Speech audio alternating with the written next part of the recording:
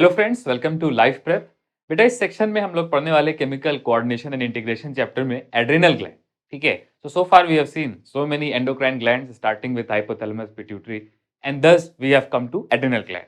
तो आज हम लोग एड्रिनल ग्लैंड के फिजियोलॉजिकल फंक्शन को समझने वाले, एड्रिनल ग्लैंड के हार्मोन के बायोकेमिकल नेचर को समझने वाले और उनके टारगेट एक्शन को समझने वाले, what are there physiological effects उसको भी समझने वाले। ठीक है, तो आज अपना टॉपिक है एड्रिनल ग्लैंड। ठीक है, एड्रिनल ग्लैंड बेटा पेयर्ड डाइमॉर्फिक ग्लैंड है। कैसा ग्लैंड है? Paired, because there are two adrenal glands. These two adrenal glands are different in their shape and structure. Right वाला के जस्ट सुपरफिशियल एरिया पे लीवर का लोब पाया जाता है, तो इसलिए राइट वाला जो एड्रिनल ग्लैंड है वो थोड़ा सा अलग शेप का होता है। तो लेफ्ट एंड राइट की शेप अलग होती, therefore we call them dimorphic. और ये दोनों कहाँ है? किडनी के ऊपर प्रेजेंट है। ठीक है, तो एड्रिनल ग्लैंड क्या हो गया बेटा? एड्रिनल ग्लैंड हो गया paired dimorphic suprarenal gland. Kidney के ऊपर है ना, तो क्या बोल रहे हैं? Supra renal gland. ये इसका एक डिस्क्रिप्शन हो गया। एड्रिनल ग्लैंड पेयर्ड है, दो है, डाइमॉर्फिक है, सुप्रारीनल ग्लैंड है। ठीक है, एड्रिनल ग्लैंड जो है इसकी location as you can see above kidney है। ठीक है, और इसके दो पार्ट होते हैं बेटा। अगर आप इसका क्रॉस सेक्शन लोगे, अगर आप इसको ऐसे कट करके देखोगे, तो इसका जो अंदर का पार्ट होता है उसको बोलते हैं मेडुला, और जो बाहर का पार्ट होता है उसको बोलते हैं कॉर्टिकल लेयर्स। तो एड्रिनल ग्लैंड का अगर मैं क्रॉस सेक्शन आपको दिखाऊं, तो एड्रिनल ग्लैंड के क्रॉस सेक्शन में देखो सबसे बाहर क्या होगा? सबसे बाहर क्या होगा? कॉर्टेक्स। ठीक है, और फिर अंदर में क्या होगा? मेडुला। ठीक है, कॉर्टेक्स और मेडुला। बेटा कॉर्टिकल लेयर 3 होती है। ठीक है, तो आउटर से इनर आ रहे हैं हम लोग, बाहर से अंदर की तरफ आ रहे हैं, आउटर टू इनर आ रहे हैं अगर, ठीक है, तो इस तरह का स्ट्रक्चर होता है। बाहर बाहर क्या होता है? कॉर्टेक्स, और अंदर अंदर क्या होता है? मेडुला। ठीक है ना, मेडुला। तो कॉर्टेक्स की अगर हम लोग एक एक सेक्शन निकालें, एक सेगमेंट निकालें इस तरह से, तो बाहर कॉर्टेक्स होगा, अंदर मेडुला होगा। तो अंदर की तरफ क्या है बेटा? ये क्या है? मेडुला है। ठीक है, और बाहर की तरफ क्या है? ये तीनों लेयर किस चीज की लेयर है? कॉर्टिकल लेयर्स है, कॉर्टिकल लेयर्स है। बेटा कॉर्टेक्स रीजन में, एड्रिनल ग्लैंड में, आउटर कॉर्टेक्स में 3 लेयर होती है। उनको आप ऐसे याद रख सकते हो, बाहर के अंदर आते वक्त वो क्या होते हैं? GFR। ठीक है, आउटर टू इनर आते में वो क्या होते हैं? GFR। GFR किडनी से भी रिलेटेड है, ग्लोमेरुलर फिल्टरेशन रेट। तो उसी तरह से आप याद रख सकते हो कि ये जो लेयर्स के नाम है यहाँ पे, ये भी क्या है? GFR। ठीक है, तो GFR आप ऐसे याद कर लो कि आउटर टू इनर आने में ये 3 लेयर्स होती हैं एड्रिनल कॉर्टेक्स की। जो आउटर मोस्ट है उसका नाम क्या है? Zona glomerulosa. ठीक है, जो मिडल वाली है, और ये जनरली सबसे लार्जेस्ट होती है, ठीक है, ये वाली जो होती है इसका नाम है जोना फैसिकुलाटा। ठीक है, और जो तीसरी वाली है उसको बोलते हैं जोना रेटिकुलरिस। तो हिस्टोलॉजिकल स्टडीज के बेसिस पे 3 नाम है। सबसे बाहर वाली लेयर कौन सी है बेटा? ग्लोमेरुलोसा। दूसरी वाली कौन सी है? सबसे बड़ी वाली फैस्किकुलेटा, फैसिकुलाटा। और तीसरी वाली कौन सी? रेटिकुलरिस। ठीक है ना, उसके अंदर क्या आ जाएगा? मेडुला। बेटा ये जो तीनों लेयर है इनको मिला के क्या बोलते हैं? Cortical layers. Outer cortical layer is zona glomerulosa, the middle cortical layer is zona fasciculata, और the inner most cortical layer is zona reticularis. ठीक है, तो इनके हिस्टोलॉजिकल स्ट्रक्चर के बेसिस पे इनका नाम पड़ा है। ये वाला फैस्किकुलर होता है, ये वाला रेटिकुलर होता है, इस बेसिस पे उसका नाम पड़ा है। ठीक है, लेकिन इन सब के अंदर क्या आ जाएगा? एड्रिनल मेडुला आ जाएगा।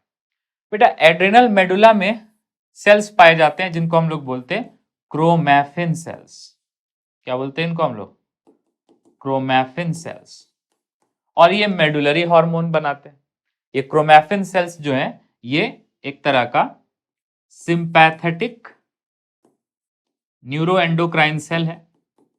सिंपैथेटिक न्यूरो एंडोक्राइन सेल है बेटा। इसका न्यूरल कनेक्शन भी होता है और ये सिक्रीट भी करता है endocrine hormones, namely 2 of them, adrenaline nor adrenaline, ये प्रोड्यूस करता है अंदर की तरफ से मेडुला। तो मेडुला क्या प्रोड्यूस करता है बेटा? मेडुला में जो क्रोमैटिन सेल है वो क्या प्रोड्यूस करते हैं? कैटेकोलामीन्स, जिनको हम लोग देखने वाले। और जो कॉर्टेक्स है, ये कॉर्टेक्स के सेल कौन से हार्मोन प्रोड्यूस करते हैं? ये कॉर्टेक्स के सेल जो हार्मोन प्रोड्यूस करते हैं, इनको हम लोग बोलते हैं कॉर्टिकॉइड्स। कॉर्टिकॉइड्स। तो एड्रिनल ग्लैंड का कॉर्टेक्स प्रोड्यूस करता है कॉर्टिकॉइड्स, और एड्रिनल ग्लैंड का मेडुला प्रोड्यूस करता है मेडुलरी हार्मोन्स, जिनको बोलते हैं कैटेकोलामीन। तो अभी देखेंगे कि कैटेकोलामीन जो है ये अमीन हार्मोन है, मतलब ये अमीनो एसिड डेरिवेटिव है, ये सारे टायरोसिन अमीनो एसिड से बनते हैं, ठीक है। और जो कॉर्टिकॉइड है, ये कॉर्टिकॉइड हार्मोन जो है ये बेसिकली बनता है कोलेस्टेरॉल से। तो जोना ग्लोमेरुलोसा से बनता है अल्डोस्टेरोन। तो आउटर मोस्ट वाले में इधर क्या बनता है? अल्डोस्टेरोन, ठीक है।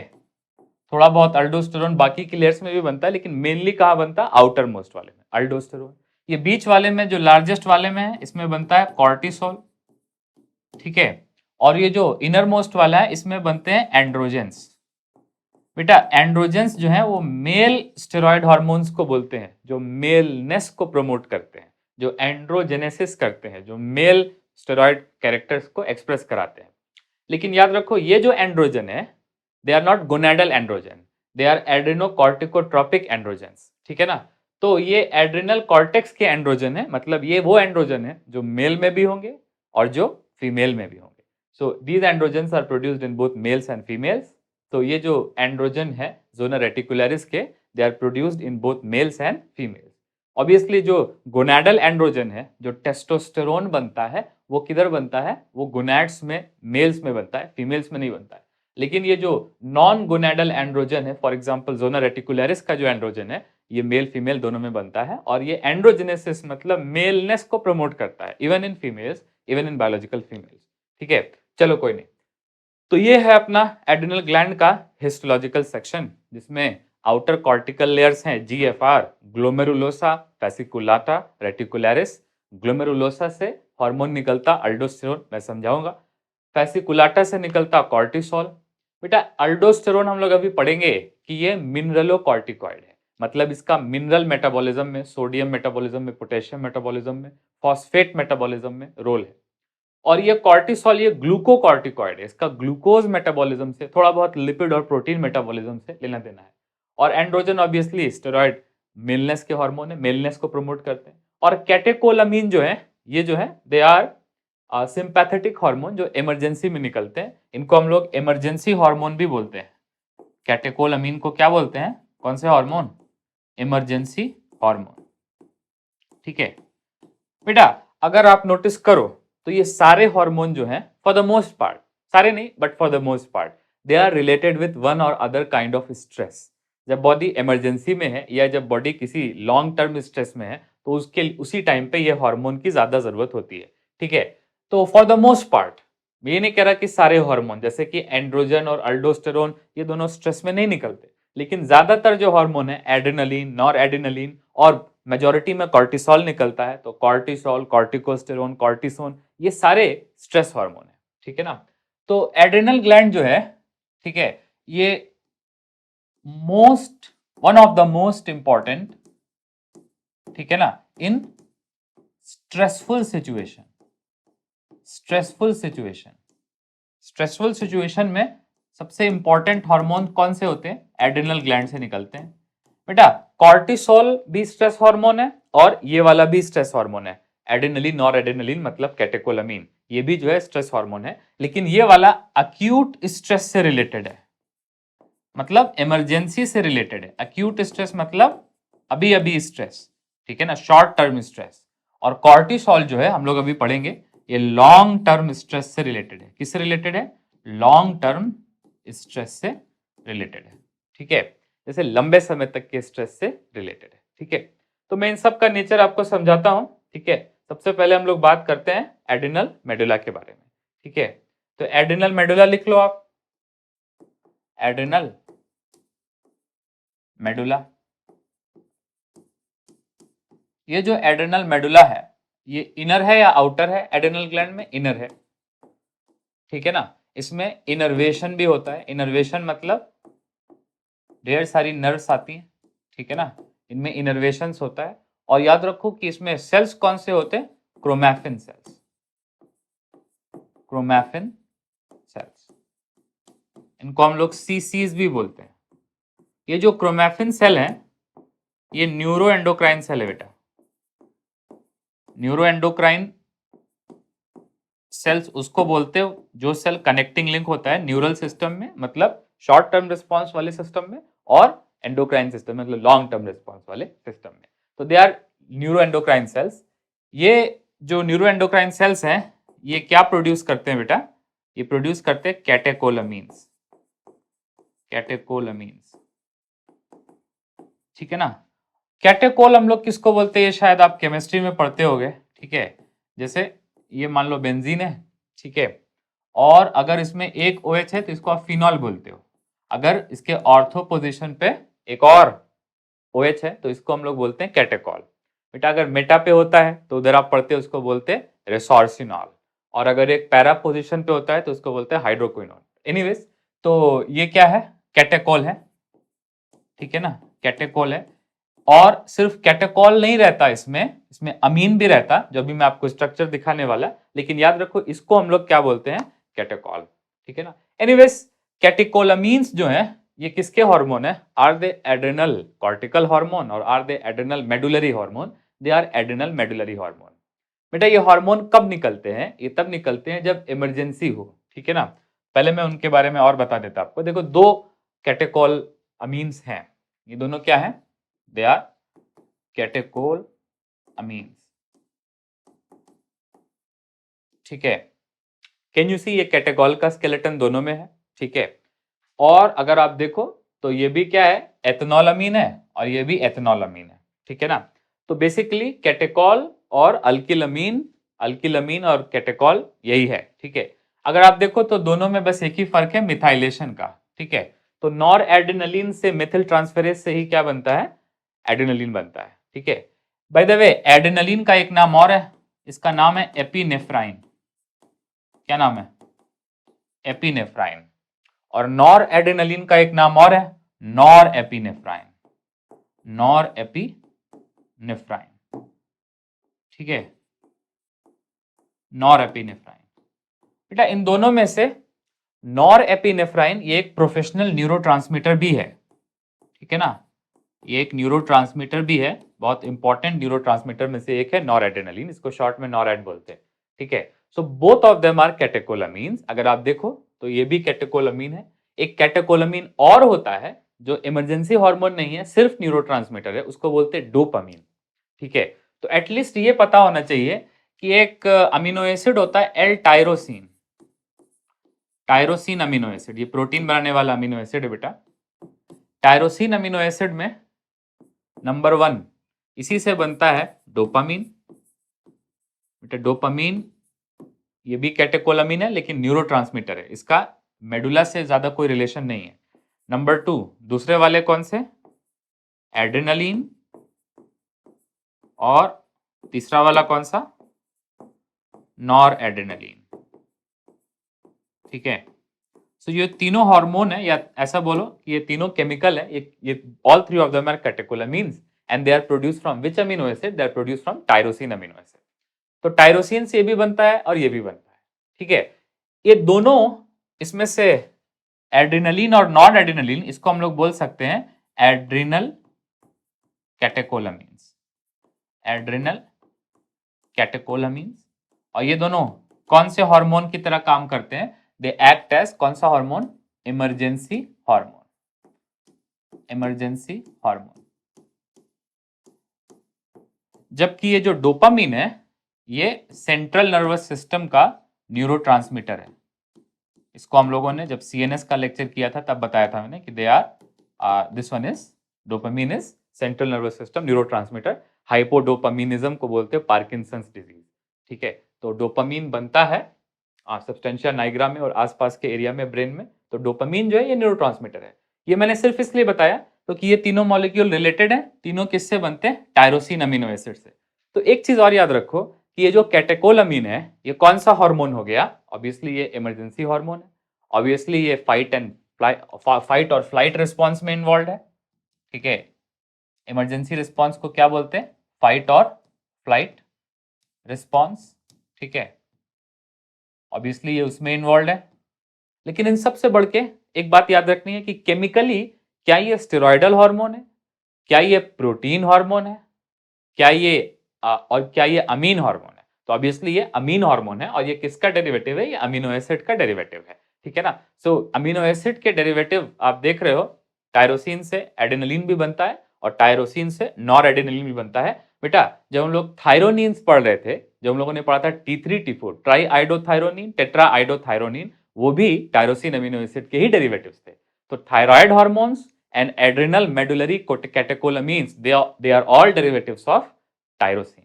तो टायरोसिन एक इंपॉर्टेंट अमीनो एसिड है जिससे थायरोग्लोबुलिन वाले जो थायराइड हार्मोन्स थे वो भी बन रहे थे, और जो एड्रेनल मेडुला के कैटेकोलामीन है ये भी बन रहे हैं। Adrenal medullary catecholamines are adrenaline and noradrenaline. बेटा इन दोनों में बहुत सारे सिनर्जिस्टिक काम है, बहुत सारे एंटागोनिस्टिक काम है, लेकिन एनसीईआरटी में इसके और इसके बीच में डिफरेंस नहीं बताया। मतलब इसका अलग अलग फंक्शन नहीं याद रखना, अलग अलग फंक्शन याद रखना, सिर्फ यूनिफाइड फंक्शन याद रखना कि इसका टुगेदर क्या फंक्शन है, ठीक है ना। तो हम लोग एक जहां कहीं लिख सकते हैं कैटेकोलामीन फंक्शंस, कैटेकोलामीन फंक्शंस, इनका बॉडी में क्या क्या फंक्शन है?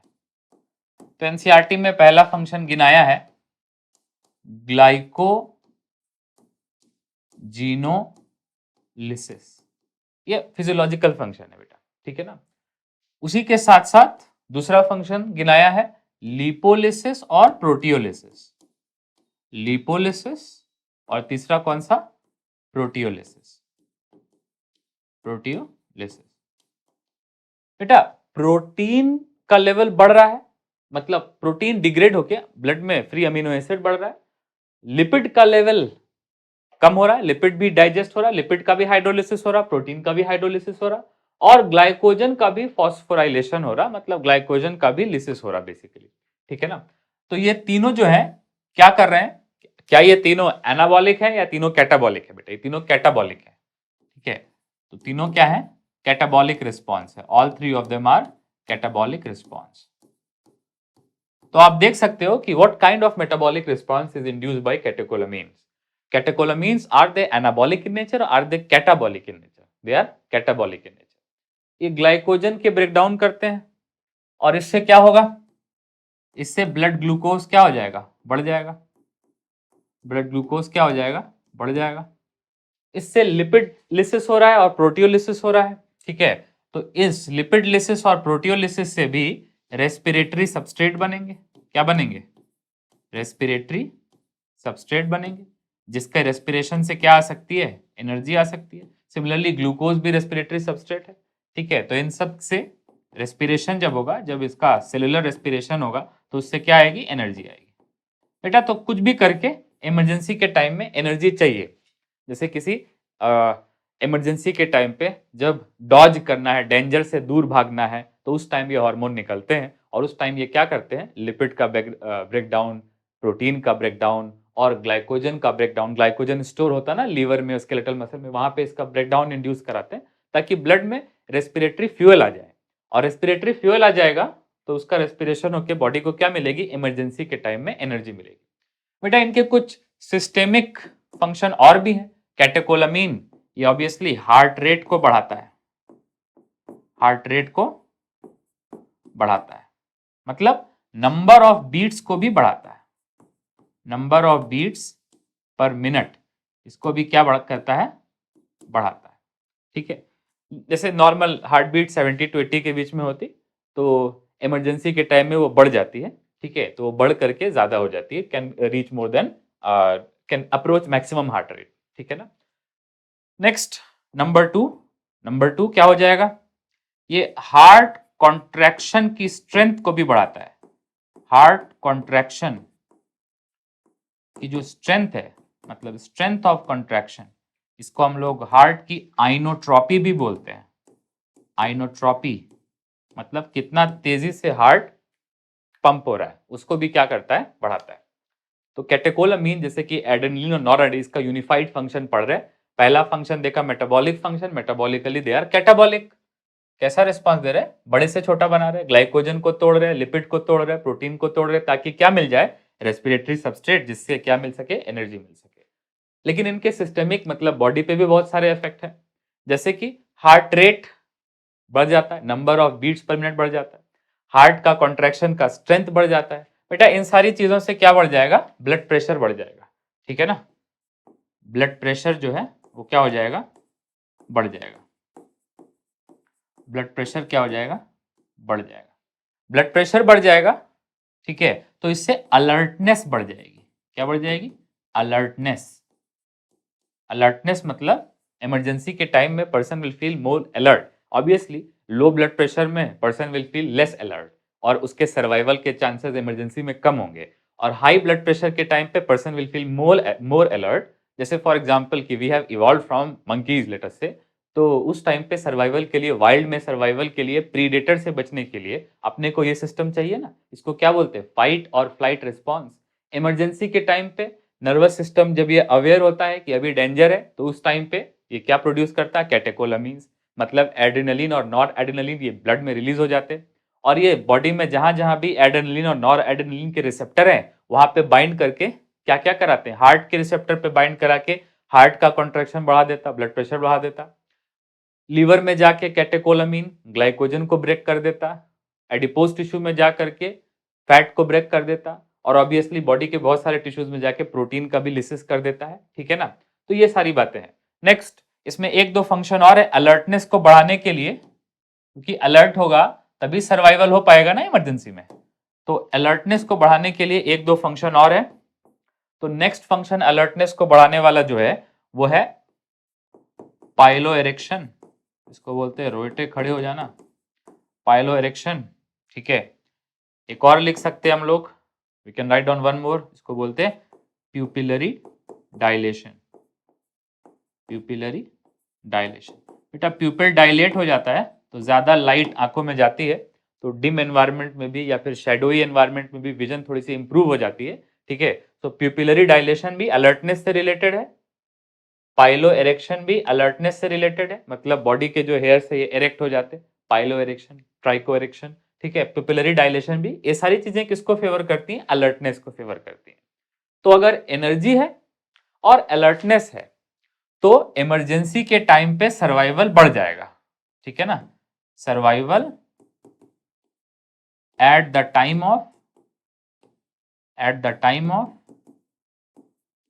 इमरजेंसी, इमरजेंसी के टाइम में सर्वाइवल बढ़ जाएगा, ठीक है। आप याद रखो कि मॉडर्न सिविलाइजेशन में उतना ज्यादा कोई प्रीडेटर का डर नहीं है, ठीक है। ऑब्वियसली मॉडर्न सिविलाइजेशन में हम लोग ऐसा नहीं बोलते कि हर वक्त चारों तरफ अपने को शेर भेड़िया जो है वो दौड़ा रहा है खाने के लिए, तो इतना कोई प्रीडेटर का डर नहीं है। लेकिन फिर भी ये एक तरह का प्रोटेक्टिंग सिस्टम है। जैसे फॉर एग्जाम्पल अगर कहीं फायर है तो भाग के जाना है, या फिर कहीं अर्थक्वेक है इवैक्यूएट करना है, ठीक है, कहीं पे टेररिस्ट सिचुएशन है इवैक्यूएट करना है, कहीं पे किसी भी तरह के डेंजर को डॉज करना है, एक्सीडेंट से बचना है, ये वो, तो उन सब के लिए जो है अपने पास एक तरह का फाइट और फ्लाइट रिस्पॉन्स है जो आज भी काम करता है, ठीक है। कुछ लोगों में क्या होता है कि इसका हाइपर एक्टिवेशन होता है, जिसकी वजह से क्या होता है, एंजाइटी।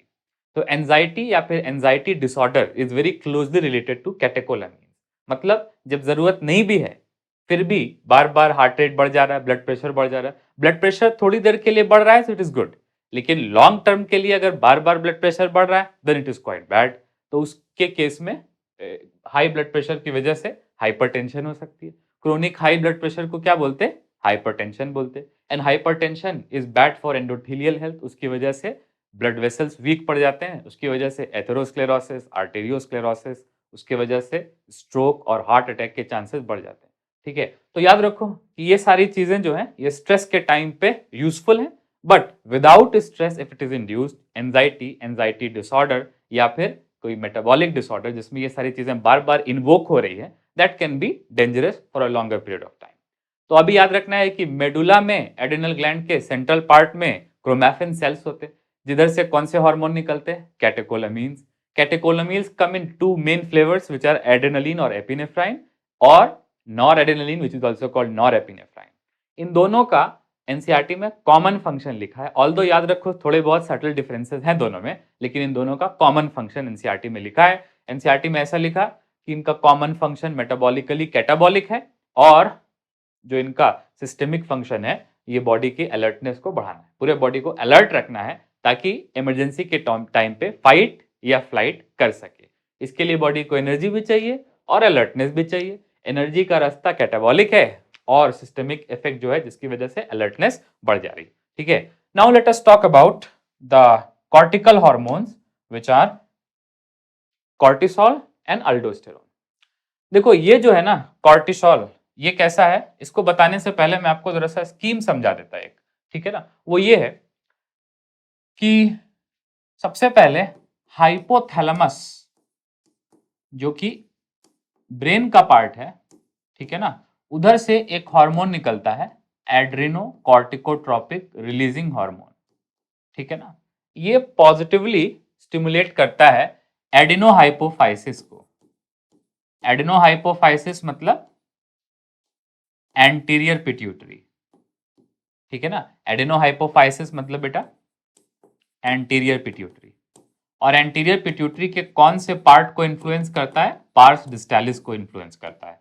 और उधर से एंटीरियर पिट्यूटरी क्या निकालता है, एड्रेनोकॉर्टिकोट्रोपिक हार्मोन, इसको ACTH भी बोलते हैं। देखो एड्रेनोकॉर्टिकोट्रोपिक रिलीजिंग हार्मोन कहां से निकल रहा है, हाइपोथैलेमस से, और एड्रेनोकॉर्टिकोट्रोपिक हार्मोन कहां से निकल रहा है, एंटीरियर पिट्यूटरी से। याद रखो पोस्टीरियर पिट्यूटरी कोई एंडोजीनस हार्मोन नहीं बनाता, लेकिन एंटीरियर पिट्यूटरी बनाता है, ठीक है ना। तो ये सेल्स होते हैं जिनको हम लोग बोलते हैं एड्रेनोकॉर्टिकोट्रॉप्स, एड्रेनोकॉर्टिकोट्रोप्स। ये सेल्स एंटीरियर पिट्यूटरी में पाए जाते हैं और ये क्या बनाते हैं, एड्रेनोकॉर्टिकोट्रोपिक हार्मोन, ये एक पेप्टाइड हार्मोन, ठीक है। अब एड्रेनोकॉर्टिकोट्रोपिक हार्मोन कहां जाता है, एड्रेनल कॉर्टेक्स में, एड्रेनल कॉर्टेक्स में।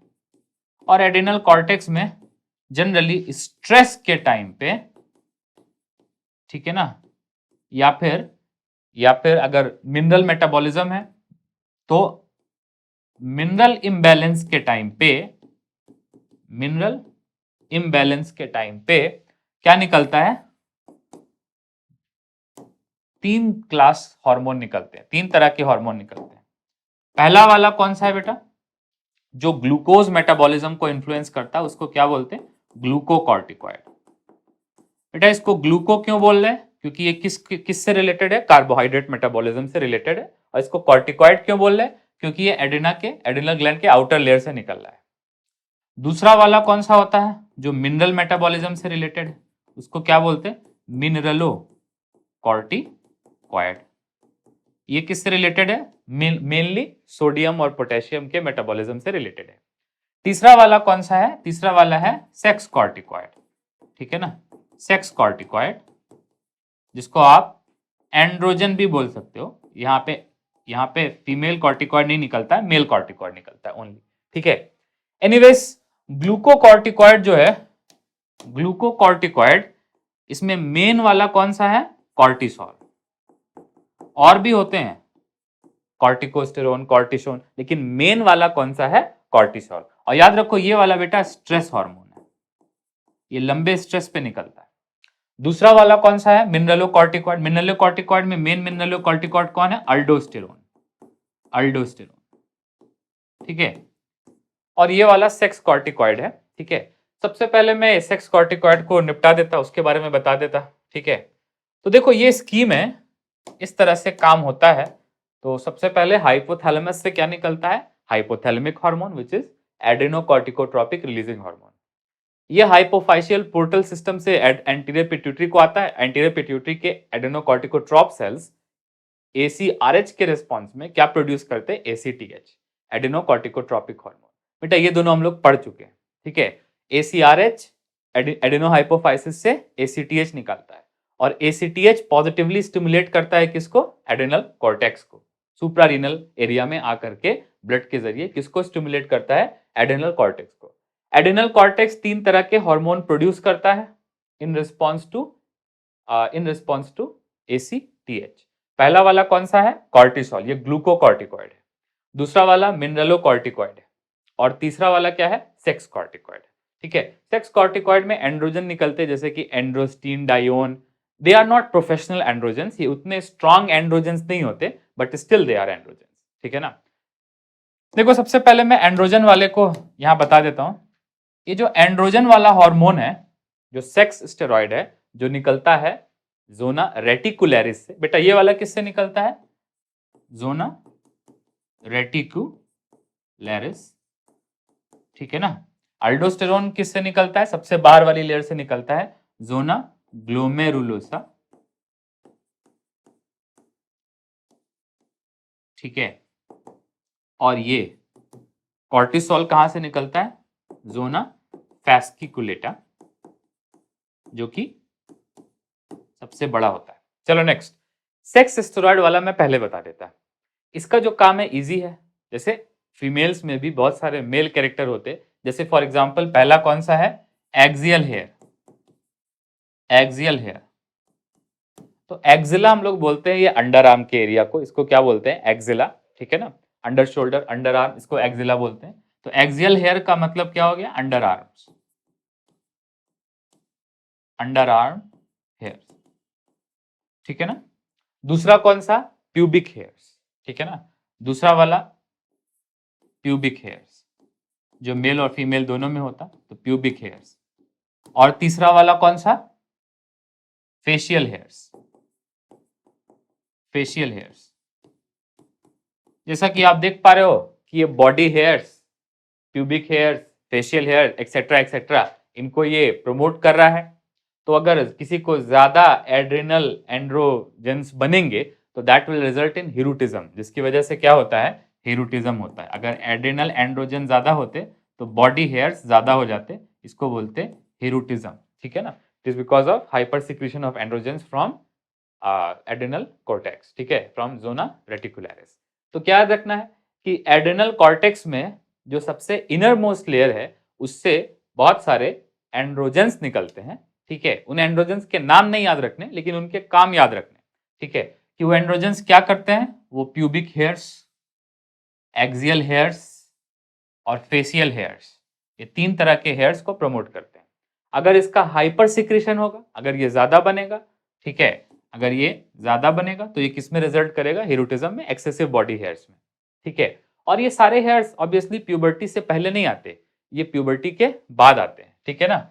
सो at the time of puberty, at the time of puberty, ये जो हार्मोन है ये बनना स्टार्ट होता है। ठीक है, प्यूबर्टी के टाइम पे भी बनता है, और इसीलिए इसका बहुत ज्यादा रोल नहीं है other than development of pubic hairs and facial hairs and axial hairs. तो ये जो है एक छोटी लेयर है रेटिकुलरिस, कंपेयर टू ग्लोमेरुलोसा।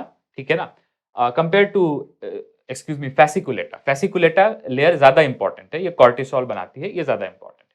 तो अब आते हैं मेन वाले पे, कौन कौन से वाले पे, अल्डोस्टेरोन पे और कॉर्टिसोल पे। देखो कॉर्टिसोल जो है ये ग्लूकोकॉर्टिकॉइड है, इसका लेना देना ग्लूकोज मेटाबॉलिज्म से।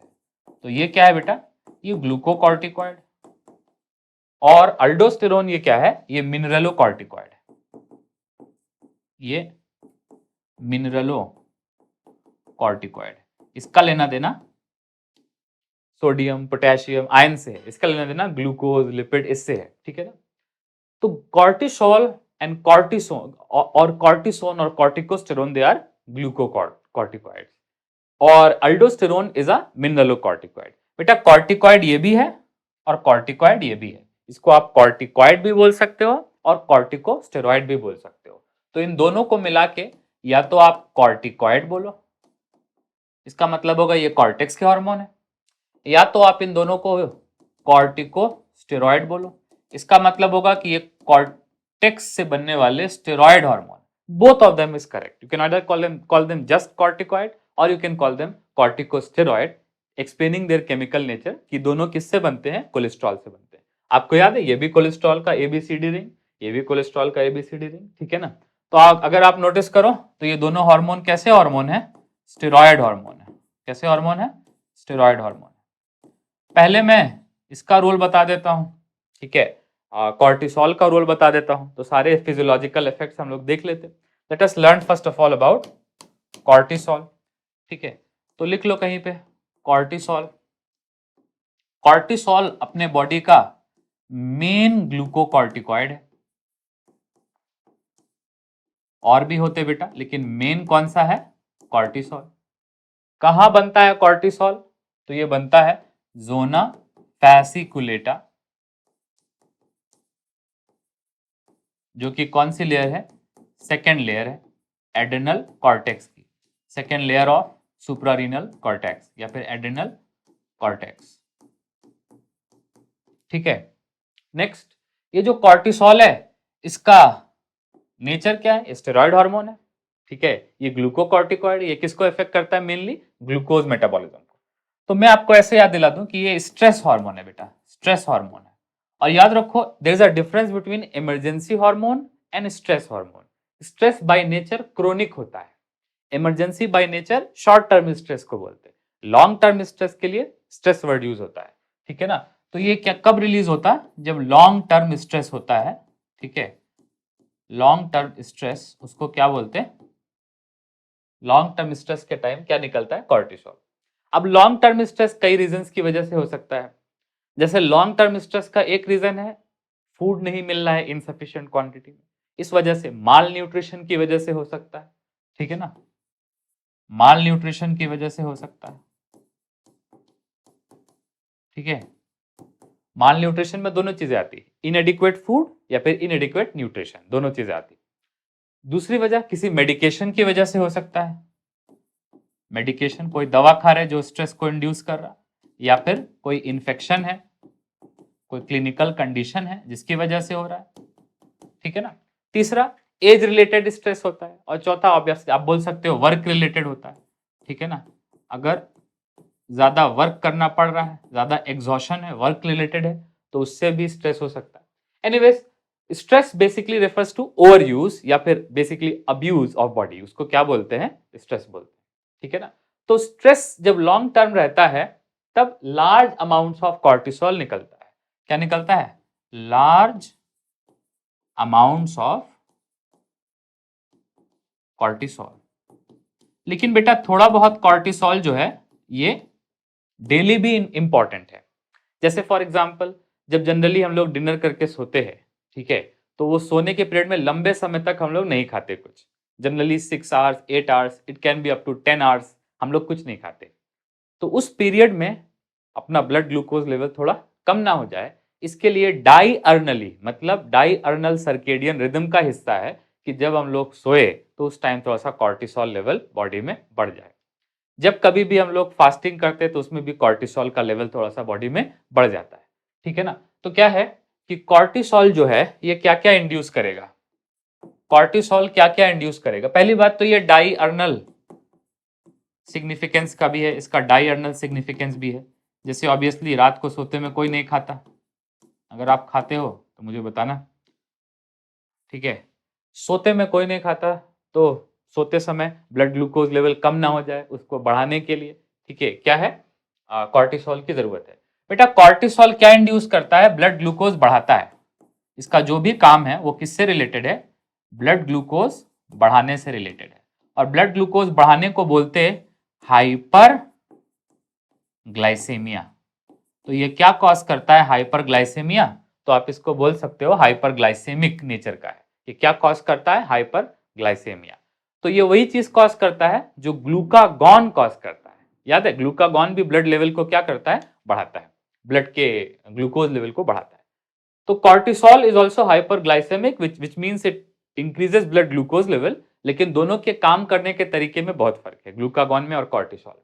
एनीवेज, तो कॉर्टिसोल का पहला काम करने का तरीका क्या है कि ये ग्लाइकोजन का ब्रेकडाउन करता है। इसको क्या बोलते हैं? ग्लाइकोजिनोलिसिस। ठीक है ना? स्पेशली लीवर वाले ग्लाइकोजन का ये क्या करता है? ब्रेकडाउन करता है। ठीक है, क्योंकि लीवर वाला ग्लाइकोजन ग्लूकोज छोड़ता है। ठीक है ना? Release glucose. ठीक है, तो ब्लड ग्लूकोज क्या हो जाएगा? बढ़ जाएगा। नेक्स्ट, नंबर 2, ये ग्लूकोनियोजेनेसिस करता है, ग्लूकोनियोजेनेसिस। और बेटा ग्लूकोनियोजेनेसिस भी लीवर में ही होता है। ठीक है। तो ग्लूकोनियोजेनेसिस में क्या होता कि जो लीवर है ये लैक्टिक एसिड जैसे कंपाउंड से, किसी पायरुविक एसिड, सिट्रिक एसिड जैसे कंपाउंड से, ये सारे कंपाउंड से, नॉन कार्बोहाइड्रेट सोर्सेज से ग्लूकोज बनाता है। ठीक है ना। तो नॉन कार्बोहाइड्रेट सोर्सेस से ग्लूकोज बनाता है। इसको हम लोग क्या बोलते हैं? इसको हम लोग बोलते हैं ग्लूकोनियोजेनेसिस। ठीक है। तो ग्लूकोनियोजेनेसिस लीवर में कौन इंड्यूस कर रहा है? कॉर्टिसोल। ठीक है ना, ताकि क्या हो जाए, ब्लड में ग्लूकोज का लेवल बढ़ जाए। बेटा ब्लड ग्लूकोज लेवल को बढ़ाने के लिए कॉर्टिसोल जो है ये और भी तरीके अपना सकता है। जैसे एक तरीका ये है, ये लिपिड का ब्रेक डाउन कर दे, लिपोलिसिस, प्रोटीन का ब्रेक डाउन कर दे, प्रोटियोलिसिस। ठीक है ना। ये ना सिर्फ प्रोटीन का ब्रेकडाउन करता है बल्कि प्रोटीन सिंथेसिस को भी रोक देता है, प्रोटीन सिंथेसिस को भी स्लो कर देता है। प्रोटीन सिंथेसिस भी क्या हो जाता है? स्लो डाउन हो जाता है, क्योंकि ये अमीनो एसिड अपटेक को सप्रेस करता है। अमीनो एसिड सेल्स जो अमीनो एसिड अपटेक करते उसको भी क्या करता है? सप्रेस करता है। ये सब एनसीईआरटी की लाइन है। अमीनो एसिड अपटेक को भी सप्रेस करता है और अमीनो एसिड के यूटिलाइजेशन को भी सप्रेस करता है। यूटिलाइजेशन को भी क्या करता है? सप्रेस करता है। तो जैसा कि आप देख पा रहे हो कि कॉर्टिसोल जो है इसका जो मेन फंक्शन है वो क्या है कि ब्लड में ग्लूकोज कम ना होने पाए। ये स्टार्वेशन के टाइम, माल न्यूट्रिशन के टाइम, या फिर एक्सेसिव वर्कलोड के टाइम, या फिर किसी भी ऐसी एग्जॉशन के टाइम जहां बार बार एग्जॉशन है, वहां पे इसकी जरूरत पड़ जा रही है। ये कॉर्टिसोल के एक दो इंपॉर्टेंट काम और हैं। जैसे फॉर एग्जांपल कॉर्टिसोल जो है ये आरबीसी प्रोडक्शन में हेल्प करता है बेटा। आरबीसी प्रोडक्शन, याद करो, आरबीसी प्रोडक्शन को हम लोग क्या बोलते? आरबीसी प्रोडक्शन को बोलते एरिथ्रोपोएसिस। एरिथ्रोपोएसिस। ठीक है। तो ऑब्वियसली क्रोनिक स्ट्रेस के टाइम पे, जैसे लॉन्ग टर्म स्ट्रेस के टाइम पे ज्यादा एनर्जी डिमांड की भी जरूरत है, तो ज्यादा ऑक्सीजन कैरी करने की भी जरूरत है। ज्यादा ऑक्सीजन कैरी करने के लिए ज्यादा रेड ब्लड सेल चाहिए। ठीक है। तो आरबीसी प्रोडक्शन को भी, सेल काउंट को भी बढ़ाता है, हिमेटोक्रिट काउंट को भी बढ़ाता है। ठीक है ना। तो आरबीसी प्रोडक्शन भी इंड्यूस करता है cortisol, because in order to deal with the stress person needs more RBC. ठीक है ना। नेक्स्ट उसके बाद इसी से रिलेटेड है कि ये किडनी और कार्डियोवैस्कुलर फंक्शन को भी चेक करता है। किडनी और कार्डियोवैस्कुलर फंक्शन को भी क्या करता है? रेगुलेट करता है। Regulate I think is the better word, regulate करता है। ठीक है ना। तो कार्डियोवैस्कुलर फंक्शन को कैसे रेगुलेट करता है? याद रखो कि एक जो ब्लड वेसल के अंदर के सेल्स होते हैं उनको बोलते हैं एंडोथीलियल सेल्स। ठीक है। एंडोथीलियम को मेंटेन करने के लिए भी कॉर्टिसोल का रोल है। हालांकि नेगेटिव रोल ज्यादा है as compare to positive role, लेकिन आप याद रखो कि रेगुलेट करता है। ठीक है ना। तो cortisol is associated with so many phenomena. Cortisol सबसे पहले हम लोगों ने देखा कि कॉर्टिसोल जो है ये ब्लड ग्लूकोज लेवल को बढ़ाता है। इसके लिए ब्लड ग्लूकोज को बढ़ाने के लिए क्या क्या करना पड़ रहा है? ग्लाइकोजन को तोड़ रहा है, न्यू ग्लूकोज को बना रहा है from new sources like non carbohydrate sources. उसी के साथ ये फैट को और प्रोटीन को भी ब्रेक डाउन कर रहा है, आरबीसी का प्रोडक्शन कर रहा है, और किडनी और कार्डियोवैस्कुलर फंक्शन को भी ये क्या कर रहा है? विथहेल्ड कर रहा है, अलग अलग तरह से सपोर्ट कर रहा है। लेकिन इसका डिस्कशन अभी अपने लेवल पे अच्छा नहीं है। नेक्स्ट आगे बातें हैं। तो याद रखो कि कोई भी स्टेरॉयड होता है, कोई भी स्टेरॉयड हार्मोन होता है, उसका थोड़ा बहुत एंटी इंफ्लेमेटोरी रोल होता है। कैसा रोल होता है? एंटी इंफ्लेमेटोरी रोल होता है। एंटी इंफ्लेमेटोरी रोल होता है। ठीक है। मतलब ये इन्फ्लेमेशन को क्या करता है? रिड्यूस करता है। जैसे बेटा बॉडी में कहीं इंजरी होती है, या फिर कहीं पे इंटरनल इंजरी भी होती है, ठीक है, या फिर कहीं पे इन्फेक्शन होता है, तो ये सारी चीजों में बॉडी क्या करता है? इम्यून सिस्टम क्या करता है? उस एरिया को इन्फ्लेम कर देता है। ठीक है। इन्फ्लेम का मतलब होता है बर्निंग। ठीक है। But obviously it is not like fire, but it is like burning sensation, तो नाम पड़ गया उसका इन्फ्लेमेशन। इन्फ्लेमेशन जो है एक तरह का इम्यून रिस्पॉन्स है जो कब जनरेट होता है? इंजरी के टाइम पे, इन्फेक्शन के टाइम पे। ठीक है। वहां पे स्वेलिंग आ जाती है, वहाँ पे अलग अलग तरह के WBCs पहुंच जाते हैं, वहाँ पे अलग अलग तरह के सेल्स डिफ्रेंशिएट होते हैं। ठीक है, तो याद रखो कि स्टेरॉयड हार्मोन जो है ये एंटी इंफ्लेमेटरी रोल इसका होता है, मतलब इन्फ्लेमेशन को कम करता है। देखो, इन्फ्लेमेशन इन्फेक्शन से होता है, इंजरी से होता है, लेकिन स्ट्रेस से भी होता है। तो स्ट्रेस, अगर लॉन्ग टर्म स्ट्रेस है, बार बार खाना नहीं मिल रहा, या बार बार माल न्यूट्रिशन है, बार बार एक्सेसिव वर्क करना पड़ रहा है किसी ऑर्गेनिज्म को, ठीक है, बार बार उसको स्टारवेशन है किसी तरह, किसी भी तरह का, तो in all such cases they have to release ये जो स्टेरॉयड हार्मोन है कॉर्टिसोल, ये रिलीज होता है, और ये इम्यून रिस्पॉन्स को भी क्या कर देता है बेटा, कम कर देता है। क्योंकि स्ट्रेस के टाइम पे इम्यून सिस्टम भी स्ट्रेस में आ जाता है, तो ये इम्यून रिस्पॉन्स को कम करना जरूरी है, वरना इस एक्सेसिव इंफ्लेमेटरी रिस्पॉन्स से ऑर्गेनिज्म सर्वाइवल के चांस कम हो जाते हैं। ठीक है, जैसे फॉर एग्जांपल, जैसे अगर थोड़ा सा इंजरी है तो थोड़ा सा इन्फ्लेमेशन होना चाहिए ना, ठीक है, और अगर थोड़े से इंजरी पे ज्यादा सा इन्फ्लेमेशन हो जाए तो दैट कैन बी डेट्रीमेंटल, वो खतरनाक हो सकता है। उसी तरह से स्ट्रेस की वजह से जो इन्फ्लेमेशन हो रहा है वो भी थोड़ा बहुत होना चाहिए, बहुत ज्यादा स्ट्रेस की वजह से इन्फ्लेमेशन होगा that can have negative effect. तो याद रखो ये सारे कॉर्टिसोल के फंक्शन है। पहला फंक्शन ग्लूकोज लेवल को बढ़ा देता है, दूसरा फंक्शन ग्लूकोज लेवल को बढ़ाने के लिए बहुत कुछ करता है, दूसरा फंक्शन आरबीसी का प्रोडक्शन करता है, ठीक है, तीसरा फंक्शन कि ये कार्डियोवैस्कुलर फंक्शन और किडनी फंक्शन को रेगुलेट करता है डाई अर्नली डेली के तौर पे, और चौथा फंक्शन स्टेरॉयड होने की वजह से इसका एंटी इंफ्लेमेटरी रोल है, मतलब ये इम्यून रिस्पॉन्स को सप्रेस करता है, स्ट्रेस के टाइम पे इम्यून रिस्पॉन्स भी आता है उसको सप्रेस करता है। ठीक है ना, नेक्स्ट आते हैं हम लोग अल्डोस्टेरोन पे। ठीक है, let us talk about our next hormone which is aldosterone. ये जो अल्डोस्टेरोन है ये ग्लूकोस्टेरॉइड नहीं है, ये मिनरलोस्टेरॉइड है। कौन सा स्टेरॉइड है ये, मिनरलोस्टेरॉइड है। ठीक है, देखो अल्डोस्टेरोन मिनरलोस्टेरॉइड है, तो ये अल्डोस्टेरोन रिसेप्टर पे या फिर मिनरलोस्टेरॉइड रिसेप्टर पे बाइंड करता है।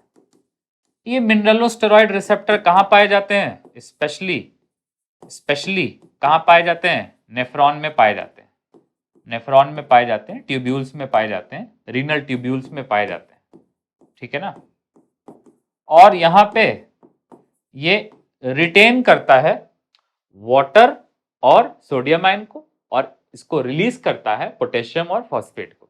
ठीक है ना, तो याद रखो अल्डोस्टेरोन किसको रिटेन करता है, रिटेन्स, किसको किसको रिटेन करता है बेटा, retains sodium ion and water, और किसको किसको रिलीज करता है, एक्सक्रीट करता है, एक्सक्रीट्स पोटेशियम एंड फॉस्फेट। ठीक है, तो हम लोग ऐसे बोल सकते हैं कि ये पोटेशियम के लेवल को कम करेगा। क्या करेगा, पोटेशियम के लेवल को कम करेगा, पोटेशियम को बाहर छोड़ रहा है ना, तो ये हाइपोकैलिमिया कॉज करेगा, पोटेशियम के लेवल को कम करेगा। ठीक है, कैलियम मतलब पोटेशियम होता है, हाइपो मतलब कम कर देगा ब्लड पोटेशियम को, और एक्सक्रीट कर रहा है, ठीक है ना, तो हाइपोकैलिमिया कॉज करेगा। और अगर रिटेन कर रहा है सोडियम को तो ये क्या कॉज करेगा, हाइपर नेट्रीमिया, नेट्रीमिया मतलब सोडियम, सोडियम को नेट्रियम बोलते हैं ना। ठीक है, तो अल्डोस्टेरोन का बॉडी पे दो बहुत बड़ा इफेक्ट है। पहला इफेक्ट क्या है, हाइपोकैलिमिया, ये पोटेशियम को कम करता है, और हाइपरनेट्रीमिया ये सोडियम को बढ़ाता है। बेटा जहां कहीं भी अल्डोस्टेरोन रिसेप्टर होता है उससे अल्डोस्टेरोन बाइंड करता है, और ये ऐसे पाथवे को सिग्नल करता है जिससे सोडियम रुक जाए और पोटेशियम चला जाए, फॉस्फेट चला जाए और वाटर रुक जाए। बेटा ऐसी कंडीशन में क्या होता है, इस कंडीशन में यूरिन में ज्यादा सोडियम नहीं निकलेगा, ज्यादा सोडियम ब्लड में आएगा, तो जो ब्लड का जो सोडियम है ये बढ़ जाएगा, इसको क्या बोलते हैं, हाइपरनेट्रीमिया। इसकी वजह से बहुत सारे बॉडी में इफेक्ट होते हैं ब्लड सोडियम बढ़ने की वजह से। पहला इफेक्ट क्या है कि पानी भी रुकेगा, सोडियम सबसे अबंडेंट कैटायन है प्लाज्मा का, ब्लड का, तो अगर सोडियम ज्यादा होगा तो पानी भी ज्यादा होगा, तो ब्लड वॉल्यूम बढ़ेगा। बेटा ब्लड वॉल्यूम बढ़ेगा तो ब्लड प्रेशर बढ़ेगा, ब्लड वॉल्यूम अगर बढ़ जाता है मतलब ज्यादा ब्लड आ जाता है तो ब्लड प्रेशर जो है बढ़ जाता है, ठीक है ना।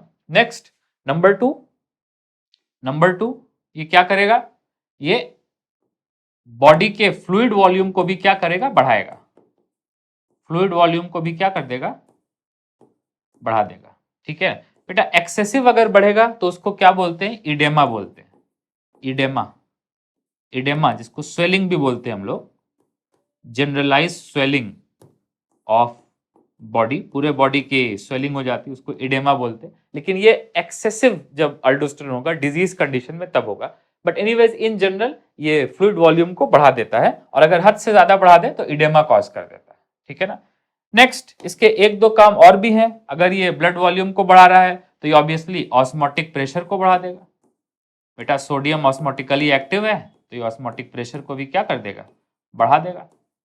तो जैसा कि आप देख रहे हो इसका लेना देना, अल्डोस्टेरोन का लेना देना आयन रेगुलेशन से है या फिर प्रेशर रेगुलेशन से है, चाहे वो ऑस्मोटिक प्रेशर हो चाहे वो ब्लड प्रेशर हो, ठीक है। तो अल्डोस्टेरोन एक तरह का स्टेरॉयड हार्मोन है जो कि जोना ग्लोमेरुलोसा से निकलता है, एक मिनरलोस्टेरॉयड है। ये मिनरलोस्टेरॉयड रिसेप्टर पे बाइंड करता है और स्पेशली किडनी के नेफ्रॉन में जो मिनरलोस्टेरॉयड रिसेप्टर होते हैं उनको एक्टिवेट करता है, और ये रिसेप्टर सोडियम को बचा लेते हैं बॉडी के अंदर और सोडियम की जगह पे फॉस्फेट और पोटेशियम को बाहर छोड़ देते हैं। अगर ये फॉस्फेट और पोटेशियम को बाहर छोड़ रहे हैं तो ऑब्वियसली बोन पे असर पड़ेगा, क्योंकि बोन में फॉस्फेट रिजर्व होता है अपने बॉडी का। नेक्स्ट और किस पे असर पड़ेगा, असर पड़ेगा पोटेशियम पे असर पड़ेगा, ठीक है। सेल के अंदर के जो मोस्ट अबंडेंट आयन है वो पोटेशियम होता है, सेल के बाहर का जो प्लाज्मा का मोस्ट अबंडेंट आयन है, जो एक्स्ट्रा सेलुलर फ्लूइड का मोस्ट अबंडेंट आयन है वो सोडियम होता है। तो सोडियम बढ़ेगा तो ज्यादातर ब्लड वॉल्यूम और टिश्यू वॉल्यूम और फ्लूइड वॉल्यूम, इंटरस्टिशियल वॉल्यूम ये सब बढ़ जाएगा, और ऑस्मोटिक प्रेशर जो है ये भी क्या हो जाएगा, बढ़ जाएगा। तो याद रखो जो मेन रेगुलेटर है ऑस्मोटिक प्रेशर का, ब्लड प्रेशर का, या एक्स्ट्रा सेलुलर वॉल्यूम का, या फिर इवन ब्लड वॉल्यूम का, वो सोडियम आयन है। तो सोडियम आयन अगर ज्यादा होगा तो ब्लड प्रेशर जो है ये बढ़ जाएगा। तो ऑब्वियसली आप देख पा रहे हो कि अल्डोस्टेरोन जो है ये प्रो ब्लड प्रेशर है, मतलब ये हाइपरटेंसिव एजेंट है, ये ब्लड प्रेशर को क्या करता है, बढ़ाता है। तो अल्डोस्टेरोन कैसा एजेंट हुआ, हाइपरटेंसिव मतलब ये ब्लड प्रेशर को बढ़ाता है, ये हाइपरटेंसिव एजेंट हो गया, ठीक है। तो अब एड्रेनल डिसऑर्डर्स को देख लेते हैं लास्ट में कि एड्रेनल ग्लैंड के कौन कौन से एंडोक्राइन डिसऑर्डर है। तो एटलीस्ट दो को तो हम लोगों को याद रखना है बेटा। पहला वाला कौन सा है इसमें, पहला वाला है इसका नाम है एडिसन्स डिजीज। पहले वाले का नाम क्या है, एडिसन्स डिजीज। और दूसरे वाले का नाम क्या है, कुशिंग्स सिंड्रोम या फिर कुशिंग्स डिजीज भी बोलते हैं। दूसरे वाले का नाम क्या है, कुशिंग्स सिंड्रोम, ठीक है। इन दोनों में बहुत फर्क है बेटा, इन दोनों कंडीशन में बहुत फर्क है। जो एडिसन डिजीज है वो पूरे एड्रेनल ग्लैंड का डिप्रेशन है, मतलब इसमें कॉर्टिसोल भी कम बनेगा और इसमें अल्डोस्टेरोन भी कम बनेगा, ग्लूकोकॉर्टिकॉइड भी कम बनेगा और मिनरलोकॉर्टिकॉइड भी कम बनेगा। तो एडिसन डिजीज जो है ये एक तरह का हाइपोएड्रेनलिज्म है। हाइपोएड्रेनलिज्म मतलब डिप्रेशन ऑफ एड्रेनल ग्लैंड। इसमें कॉर्टिसोल भी कम बनेगा और इसमें अल्डोस्टेरोन भी कम बनेगा, ठीक है। इसकी वजह से अल्डोस्टेरोन और कॉर्टिसोल दोनों क्या का मेटाबॉलिज्म इनहिबिट होगा। कॉर्टिसोल कम बनेगा इसलिए स्ट्रेस के टाइम पे जो चीजें चाहिए वो नहीं हो पाएंगी, और अल्डोस्टेरोन अगर कम बनेगा तो ऑब्वियसली ब्लड प्रेशर और बॉडी फ्लूइड के वॉल्यूम पे असर पड़ेगा, ठीक है। तो mineralocorticoid as well as glucocorticoid both metabolisms are affected in aldosterone as well as cortisol, दोनों कम हो जाता है किसमें, एडिसन डिजीज में। और दूसरा वाला जो है वो कुशिंग सिंड्रोम है या कुशिंग डिजीज है।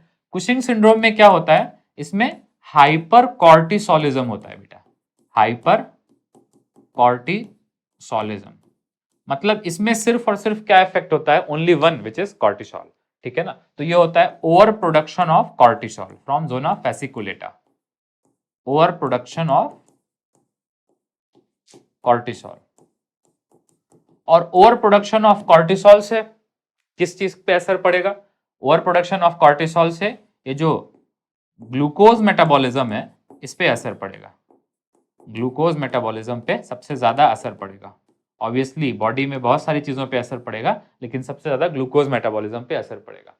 तो एड्रेनल डिसऑर्डर्स में दो याद रखो, पहला वाला कौन सा है, एडिसन्स डिजीज, दूसरा वाला कौन सा है, Cushing syndrome. Addison disease is hyposecretion of both cortisol and aldosterone that results from depression of adrenal gland, मतलब एड्रेनल ग्लैंड बना ही नहीं पा रहा है। ठीक है, अब इसका रीजन हो सकता है कि या तो ACRH ना बन रहा हो, या तो ACTH ना बन रहा हो, और या तो एड्रेनल ग्लैंड के लेवल पे इश्यू हो। मतलब या तो हाइपोथैलेमस से ना बन रहा हो, या तो पिट्यूटरी से ना बन रहा हो, या तो एड्रेनल ग्लैंड से ना बन रहा हो। तीनों लेवल पे इसमें चैलेंज आ सकता है, इस वजह से एडिशन डिजीज हो सकती है। कुशिंग सिंड्रोम जनरली ये पिट्यूटरी ट्यूमर्स की वजह से बनता है। जब पिट्यूटरी का ट्यूमर होगा या पिट्यूटरी का हाइपरप्लेशिया होगा, मतलब ज्यादा ग्रोथ होगी पिट्यूटरी में, तो ये क्या प्रोड्यूस करेगा, लार्ज अमाउंट ऑफ ACTH, और ACTH ज्यादा बनता है तो सबसे ज्यादा असर इसका पड़ता है कॉर्टिसोल पे। तो pituitary tumour generally result in Cushing syndrome, या कभी कभी rarely excessive growth of zona fasciculata, excessive growth of adrenal cortex can also result in Cushing syndrome. लेकिन जो एडिसन्स डिजीज है ये डिप्रेशन है एड्रेनल ग्लैंड का, इसमें दोनों ही एड्रेनल कॉर्टिकोस्टेरॉइड हार्मोन कम बनते हैं। ठीक है, तो आज हम लोगों ने इस लेक्चर में एड्रेनल ग्लैंड पूरा देख लिया। आई होप कुछ तो सीखने को मिला। Thank you so much for watching, I will see you in the next video.